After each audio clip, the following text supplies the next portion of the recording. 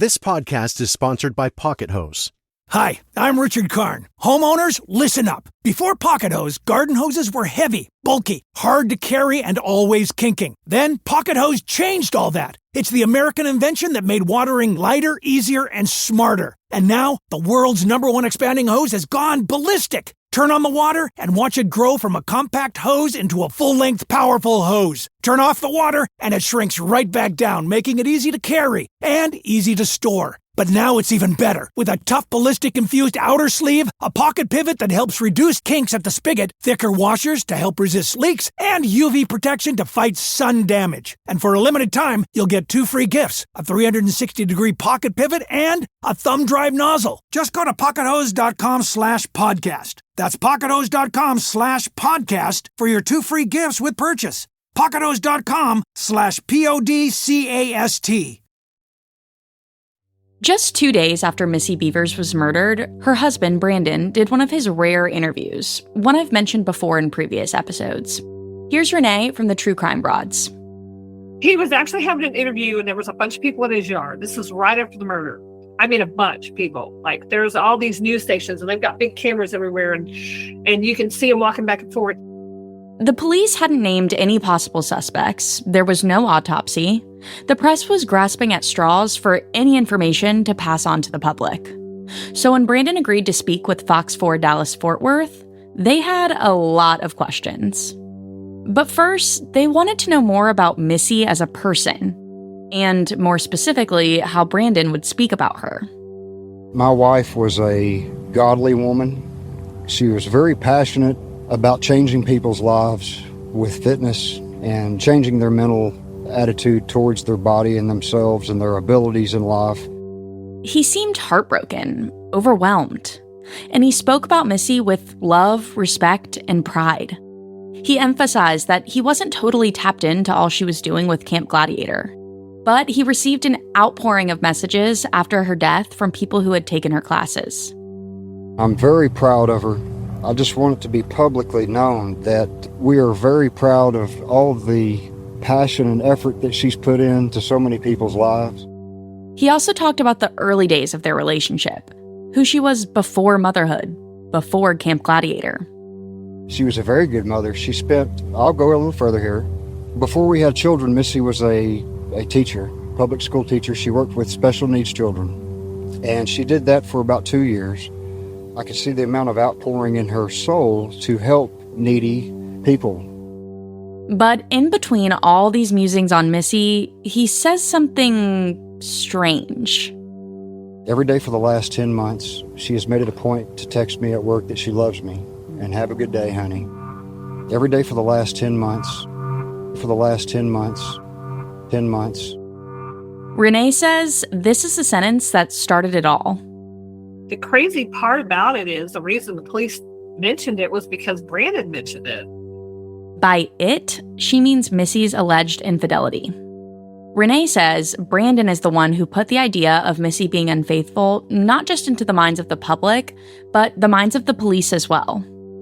Every day for the last 10 months, she has made it a point to text me at work that she loves me and have a good day, honey. Why would he specifically say that for the last 10 months she'd been texting him that she loves him? Missy and Brandon had been together for 20 years at this point. He never said it, but you could figure it out. Meaning he never says the words affair, cheat, or infidelity, but... I mean, anybody, the last 10 months, we've been telling each other we love each other. Okay, well, it doesn't take a rocket science to figure out what happened 10 months ago. This may seem like a tiny detail and a crazy thing for the sleuths and even the police to harp on, but there was so little to go off of. The whole Dallas metro area was hanging on every word Brandon said. But this was such a broad statement. Did anybody think that he had an affair? No. From Free Range Productions, this is The Unforgotten: Who Killed Missy Beavers? Episode 4. Leads to Nowhere.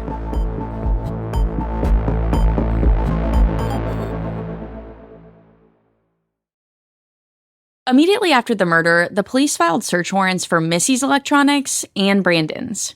According to public records, messages recovered from their phones, quote, indicate and confirm statement and tips provided to officers of an ongoing financial and marital struggle, as well as intimate personal relationships external to the marriage. To me, he's the one that let it out. Renee and many others believe that if Brandon hadn't said that, the public narrative of Missy having an affair wouldn't have existed. The Midlothian Police Department did not want to participate in this podcast, given that it's an open investigation, so I wasn't able to confirm this. But between timelines in the Facebook groups and piecing things together through public records, it seems like after Brandon made the 10 months comment, police questioned him about extramarital affairs and his marriage, and Brandon sang. Here's a quote from one of the early search warrants requesting access to Brandon's social media. Because Brandon Keith Beavers has stated that the decedent was having love affairs, and because both Brandon Keith Beavers and the decedent have active Facebook accounts, your affiant has probable cause to believe that the Facebook account and records of Brandon Keith Beavers contain information of direct relevance to this investigation. Authorities also requested access to Missy's social media accounts, her Facebook, her LinkedIn. Casey Williams was somebody that they confirmed right off the bat that she had been talking to, like, right before the murder. According to public records, through the search of Missy's electronics and socials, detectives discovered she had been talking to a man named Casey Williams on LinkedIn since January of 2016, just 4 months before she was murdered at Creekside Church. They said Casey was a healthcare executive in Dallas and called his communications with Missy flirtatious and familiar conversations. They also said the conversations seemed intimate in nature and that they had often been deleted, so they had to do a forensic data extraction to recover them. Plus, Missy posted about her Camp Gladiator classes on LinkedIn on a regular basis, so it didn't seem far-fetched that the killer could have been monitoring her account to see where she would be that morning and when she would be there. Renee, not shockingly at all, dug all the way into this Casey Williams theory. I actually had a conversation with his ex-wife. I expected nothing less. The true crime broads do their research. Though the police did name Casey Williams in the search warrants, it's not exactly a unique name. There are lots of Casey Williams in the Dallas area. Renee wanted to find the right guy and hear the full story from the horse's mouth. Or at least the horse's ex-wife's mouth. So then I thought, you know what, I'm going to do even better. I'm going to message his ex-wife because they're not together anymore. So I messaged her. Well, she didn't see my message for like 4 months.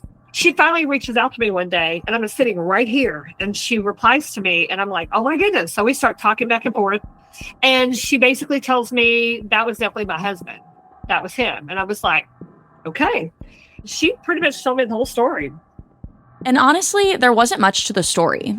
Missy and Casey exchanged those flirtatious and familiar messages for a few months, but it's unclear if they ever had a physical relationship.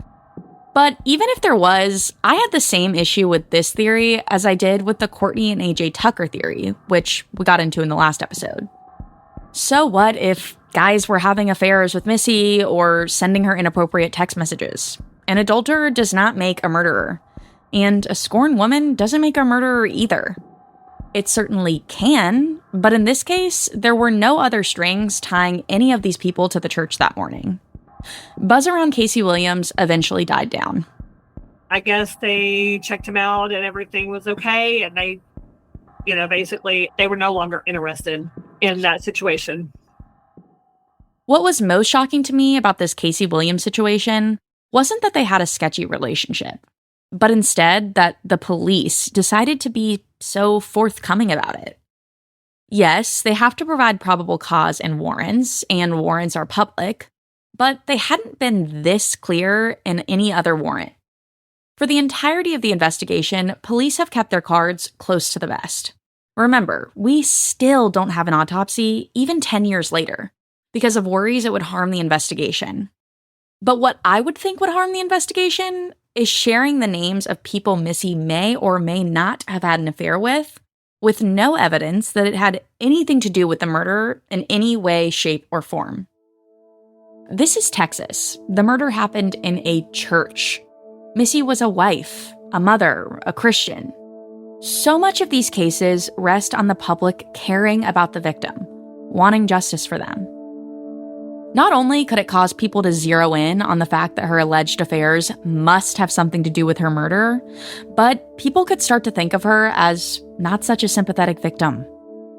The internet is a cruel place, and people, especially in the South, don't like it when a woman who is supposed to be godly, an example for her daughters, steps out of line.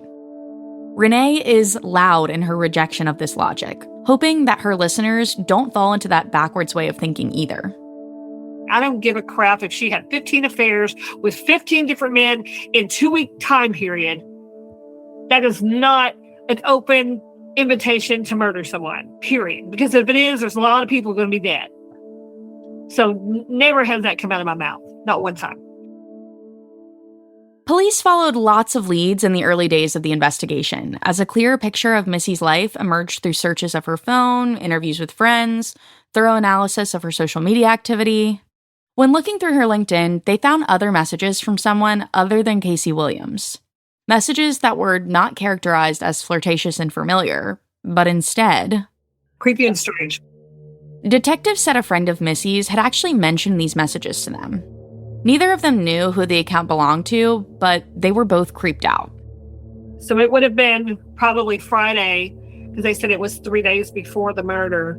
The murder was Monday, Sunday, Saturday, Friday. Yeah, see, I'm thinking it's probably like Friday that she received the message and then showed it to a friend. Again, no solid evidence or information came from these messages. It's not clear who they were from or what the messages said. But Renee says she and Crystal, her fellow true crime broad, still think those messages are relevant to the murder. We kind of feel like it's message from, the killer or someone. I don't know. But that's just us speculating. We don't know for sure. I don't know that we'll ever know, to be honest with you. After all, speculating is all that can be done without clear answers from the police. So the LinkedIn search turned out to be pretty fruitless. But police were also looking at someone else. Someone who had nothing to do with Missy's LinkedIn posts or her alleged affairs. They executed a pretty intense search warrant on him. They tore up his house, his car. They took his car. They took his electronics. They took a lot of tactical gear. His name was Bobby Wayne Henry.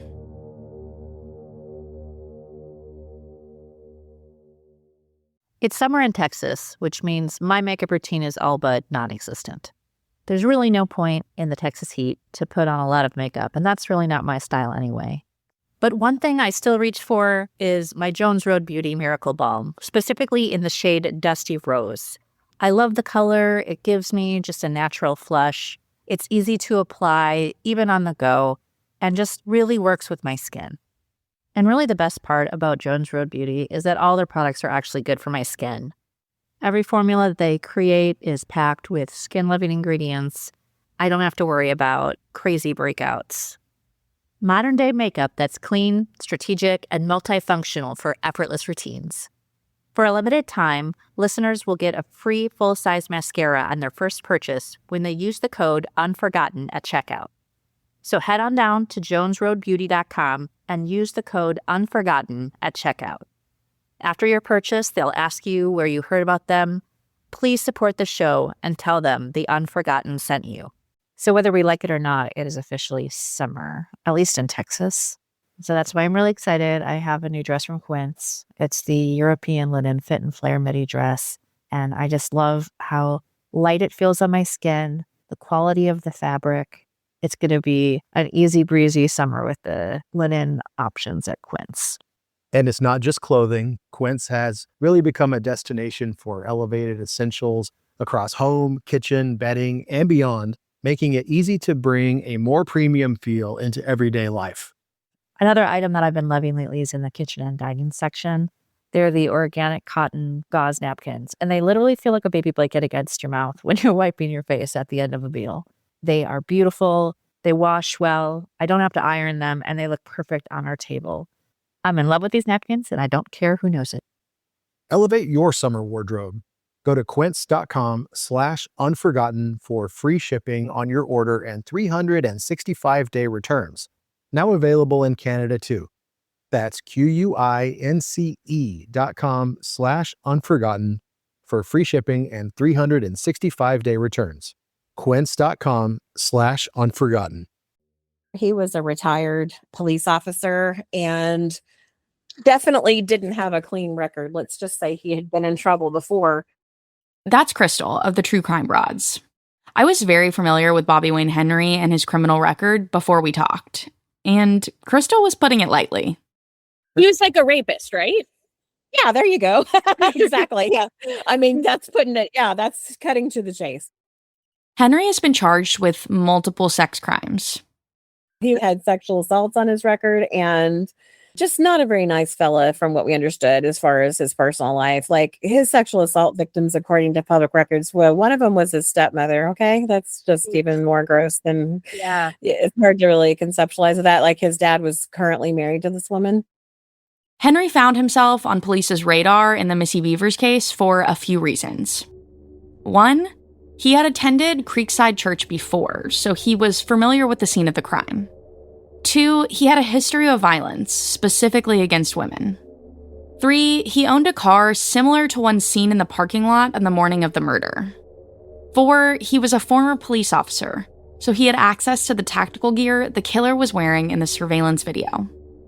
He was a member of the Lancaster Police Department for years, a town not too far from Midlothian. But he was suspended and ultimately let go after being charged with the rape of his sister-in-law. An article from the Times says he held her at gunpoint, handcuffed her, forced her to put on lingerie. I mean, really horrible, horrible stuff. But he was a free man at the time of Missy's murder. He was very, very fortunate. He kind of skated any kind of real repercussions from any of these things that he did throughout his life. He was a security guard at the time of Missy's death because he had lost his peace officer's license as part of his punishment for sex assault accusations. Police started looking at him seriously after a video resurfaced showing that he was working Missy's funeral. In the probable cause, they said that he had volunteered to work Missy's memorial. Now, this is not her funeral that took place at Cowboy Church. This is her community memorial service that they had at Creekside, the place where she was murdered. Crystal thought it made sense that Henry could be the culprit they'd been looking for. At first, I thought that he was the killer. I mean, it's very compelling because he had tactical gear. He admitted to it. He's working her memorial, which a lot of killers like to go back and kind of hang around, and attend funerals. So I thought it kind of started to add up in my mind. Plus, Crystal said Missy and Brandon had attended the same church that Henry was known to attend. Missy and Brandon, before her murder, had been visiting Avenue, and she had a good friend that worked at Avenue. So I was thinking he could have seen her and thought she was attractive, stalked her online, saw that she was teaching at that church early in the morning, went there and killed her. And the video of Henry at the memorial at Creekside didn't just raise flags because of his presence alone. When you watch him working the memorial, there was the media person who was there was just filming people going in to the memorial service, but they locked in on him and they even did a close-up of his feet. It was so interesting, but he was walking a lot like the perpetrator in the church, had kind of a little kick in his walk. You know what I'm saying? After police executed the search warrant, Bobby Wayne Henry was arrested, but not for the murder of Missy Beavers. Investigators found child pornography on his devices. He sat in jail for months for the charges of child pornography and as a person of interest in Missy's murder. ABC did an interview with him through a glass wall as he sat in custody. They asked him about when police showed up to search his house. He claims he had no idea what they wanted with him. I thought somebody was pranking me. They said, step out on your front porch. I step out on my front porch. There's 8 police officers standing out there in full tactical gear with weapons drawn. And I'm just, stunned. He claims he had no idea what they wanted with him. I told them from the get-go I didn't know this woman. Never heard the name Missy Beavers before I heard it on the news. Shortly after ABC conducted the interview, police announced Bobby Wayne Henry had been cleared, something they hadn't done often. Not for Randy, not for Courtney, not for Casey Williams. Crystal remembered reading the statement from the police after clearing Henry. They had done a little blurb And it was really interesting because Midlothian police worded it like this. I remember this very well. They said they have cleared Bobby Wayne Henry, retired Lancaster police officer. That's not true. What Crystal means here is that retired is a generous way to put it. Remember, he had been quietly let go after being charged with rape. I thought that was interesting that they protected him by saying he was retired. I guess they just thought the public doesn't need to know anymore else, But he seemed like a really good candidate there for a while, and especially the amount of effort they put into this. From my understanding, there's been no one else that they've done that thorough of a search warrant on.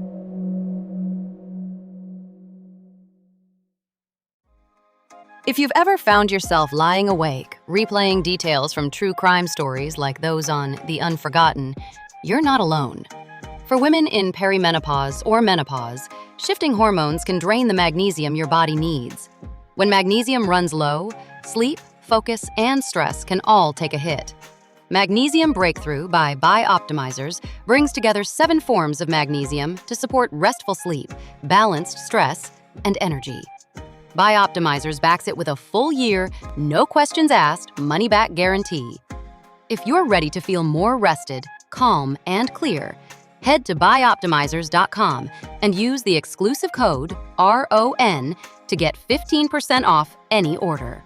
Again, that's 15% off at bioptimizers.com with code RON. With the police striking out, the sleuths sunk further and further into their own personal investigations. Oftentimes based on nothing but gossip or a far-fetched theory based on a singular photo or social media post taken way out of context. Christian McFate covered the case for the Dallas Observer. He monitored the Facebook groups as a way to get tips on what leads to follow. Because people are normally, that's where they go to talk, right? Social media is our new town halls, our new coffee shops, right? Used to, back in the day, you'd have to go to a local coffee shop to your gossip. Right nowadays, it's all online. Christian and I bonded over how frustrating it was to follow these groups. As I mentioned in the first episode, the members often talked in code, using initials instead of names. The most difficult thing about following the Facebook groups was they kept using, the initials. So it was trying to figure out who those initials applied to, and who these people were. That was difficult too. He says it was also difficult to discern which posts had merit. There was so much speculation, right? That's what they're doing, is speculate. There was so much of it. It's kind of like swimming through shark-infested water. And trying to find the truth can be difficult, right? Like me, he was shocked at the dedication from the group members. I was surprised at the extent some of the people had gone to try to solve the case. Christian wrote a long-form piece about one specific rabbit hole he went down. There was a theory, put forth by one specific sleuth, that a woman named April Sandoval had committed the crime. April was a single mom who worked at the gas station right down the street from Creekside Church. Her only connection to Missy was that she had won a free pack of Camp Gladiator classes and had attended at least one of Missy's classes. This sleuth had come across a picture taken after one of the classes April had attended, where it looked like April had a swollen foot. That's when Christian decided to get the full story. That's how I came across her, was through the Facebook post. And so then I just tracked her down. Christian had tried to get into Creekside to talk to people about Missy, but the doors were locked. I couldn't get in, and so I ended up going back down the road and stopped at the gas station. And April was working there. He spent some time talking to April, and it was clear to him that she had been pulled into this mess for no real reason. People will fill the vacuum when there's not enough information out there, right? And make connections that may or may not be true, right? And so I think that was kind of what was happening. But this accusation, based on nothing but one photo and a major jump that if this person had an injured foot, they must be the person in the video, was made by an influential sleuth. One who, for whatever reason, had the ear of the police. See, not all sleuths are created equal. Some have more time to dedicate to Missy's case. meaning they post more often in the groups. They offer up more theories, find more clues, often gaining respect or a kind of trust with the others in the groups. This particular sleuth would often post in the Facebook groups emails she had received from the Midlothian police officers. The police took her theory on April seriously. Even the police talked with her, right? And interviewed her. Yeah. They followed up. For this reason, Christian believes the Midlothian Police Department was desperate to find the killer, if they were willing to follow even the most unlikely tips. They were following up. They were doing their best to follow up on tips.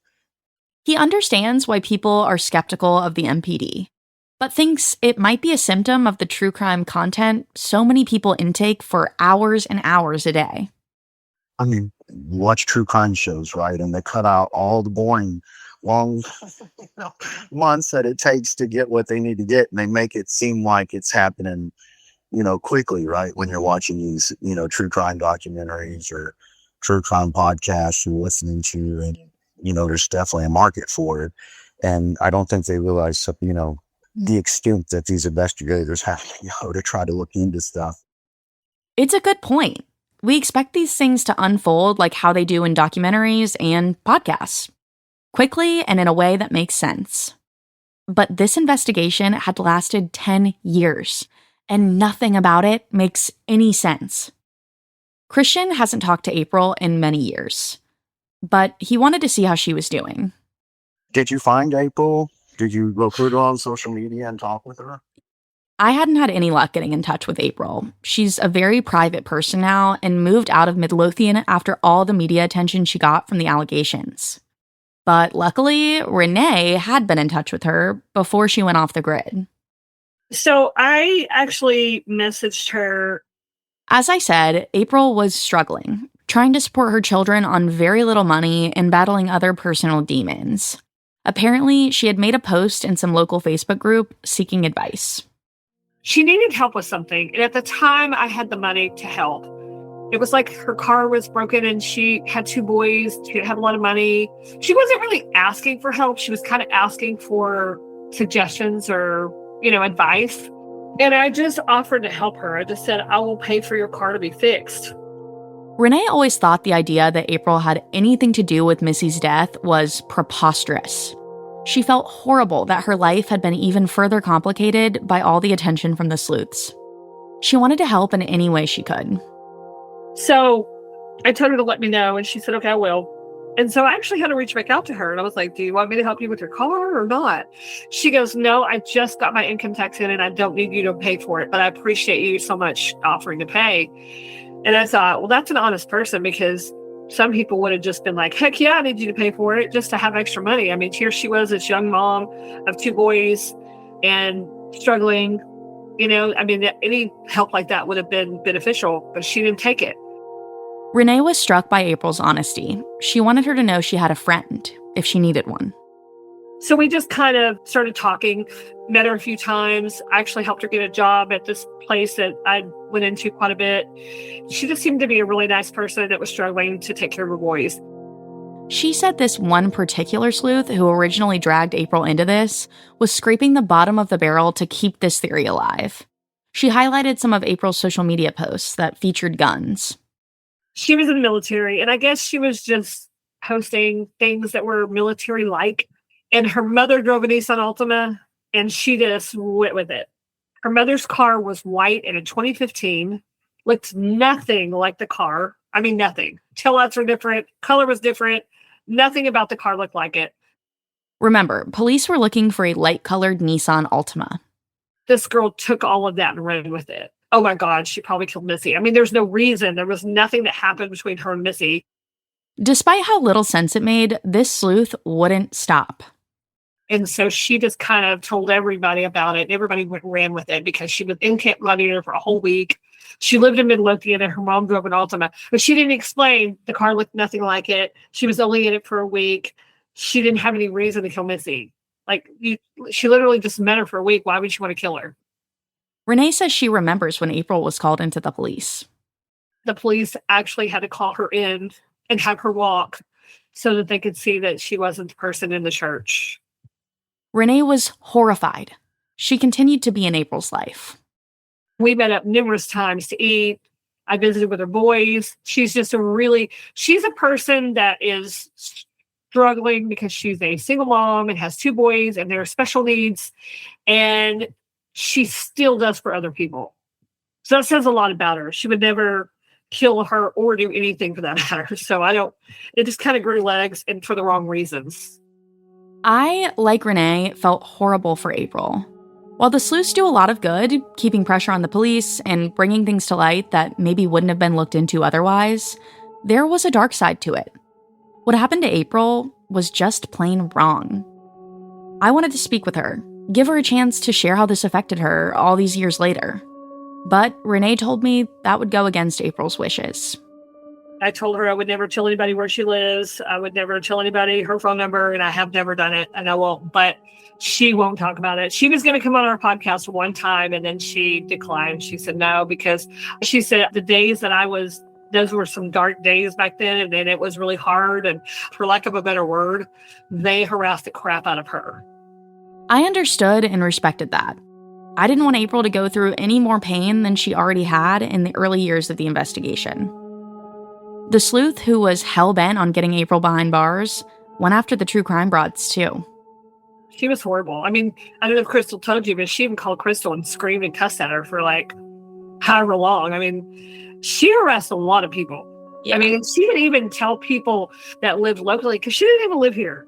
She would tell people to go to people's houses and take pictures, and I mean, just crazy stuff. It was unbelievable. Sleuths like this one seem to want someone to blame rather than actually get justice for Missy. Maybe this woman wanted the notoriety that would come with being the person who had the winning theory. There's a lot of that in the Facebook group, even to this day. It can be difficult to pick through who wants justice and who wants their day in the sun. But not every rumor had as little merit as the one about April. In fact, there was one rumor that really caught my eye and had me traveling to Frisco to see an Ozzy Osbourne tribute band. It turns out the vast tribute band community in the Dallas metro area may know more than everyone about who had a reason to kill Missy. So that started rippling out across the music community around Dallas, Fort Worth, and it got to me, and my interactions with Tammy, it seemed true. On the next episode of The Unforgotten, Who Killed Missy Beavers, an alleged confession shakes up the case. She confessed that she had done this, and then if you tell anybody, I'll know it was you, and there's going to be consequences.